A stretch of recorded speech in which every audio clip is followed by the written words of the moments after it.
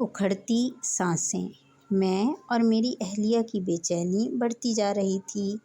میں اپنے بیٹے کے سانس کو اکھڑتے دیکھتا تو بے قرار ہوتا چلا جاتا۔ بخار سے وہ بری طرح تپ رہا تھا، بے سدھ، بے ہوش۔ شاید آخری، یہ سوچتے ہی جسم جھرجھری سے کانپ اٹھتا۔ کون باپ ہے جو اپنے بچے کی زندگی کے آخری لمحات کا خیال کرتا ہے؟ نن ایسا نہیں ہے۔ میں پاگلوں کی طرح ہسپتال کی طرف بھاگا۔ رات کے سخت اندھیرے میں، ہڈیوں میں اترنے والی اس سرد رات میں ہسپتال کی طرف بڑھتا چلا جا رہا تھا۔ اہلیہ نے گھر سے نکلتے ہوئے شال اڑھا دی تھی، ورنہ مجھے تو اس کا بھی ہوش نہ تھا۔ ہسپتال ابھی 15 منٹ پیدل رستے پر تھا۔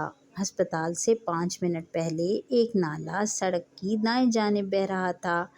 یکایک خیال آیا کہ مختصر راستہ اختیار کر لوں۔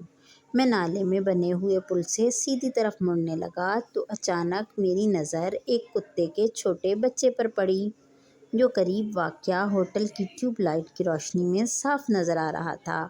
وہ سردی سے بری طرح ٹھٹر رہا تھا۔ شاید وہ نالے میں گرا تھا اور پھر نالے کے پانی سے بھیگا ہوا نکلا۔ ایک طرف کھڑے سخت سردی میں کانپ رہا تھا۔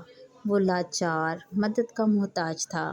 یہ بھی تو میرے رب کی مخلوق ہے۔ میرے دل میں اب بے اختیار ہمدردی جاگ اٹھی۔ میں نے فوراً اپنی پاک شال اس کتے پر اڑا دی اور قریب ہی آگ سینکتے ایک چوکیدار کے سامنے اسے ڈال دیا۔ آگ کی گرمائش سے اس کی کپکپاہٹ کم ہونے لگی۔ بھائی 15 روپے کا گرم دودھ دے دو، میں نے ہوٹل والے سے کہا۔ شاپر میں دودھ لیا تو مجھے ایک ٹوٹا ہوا صاف گملہ ملا۔ وہ دودھ میں نے اسے پلا دیا۔ میری آنکھوں نے دیکھا کہ اس کی کپکپی کم ہو رہی ہے۔ مجھے ایسے لگ رہا ہے جیسے اسے سکون مل رہا ہے۔ وہ اپنائیت بھری نظروں سے مجھے دیکھ رہا تھا، جیسے میرا شکریہ ادا کر رہا ہو۔ اب میں ہسپتال کی طرف دوڑنے لگا۔ ڈاکٹر صاحب، جلدی کیجیے، برائے مہربانی۔ کٹے ہوئے الفاظ سے ڈاکٹر کو میں نے اپنی بات سمجھائی۔ آپ ہسپتال کی ایمبولینس لے جائیں اور بچے کو فوراً لے آئیے۔ ڈاکٹر صاحب نے میری رہنمائی کی۔ ایمبولینس ہارن بجاتی ہوئی میرے گھر پہنچی۔ ہانیہ، جلدی کرو۔ ارے یہ کیا؟ میں حیران ہو گیا۔ جس بچے کی سانسیں اکھڑ رہی تھیں، جس کی زندگی کی ڈور کٹتی محسوس ہو رہی تھی، وہ بچہ صحن میں بڑے مزے سے کھیل رہا ہے۔ آپ کے چند منٹ کے جانے کے بعد ساجد کا بخار کم ہوتا چلا گیا اور اس کی اکھڑتی سانسیں بحال ہونا شروع ہو گئیں۔ بے سدھ، بے ہوش بچہ اٹھ کر کھیلنے لگا۔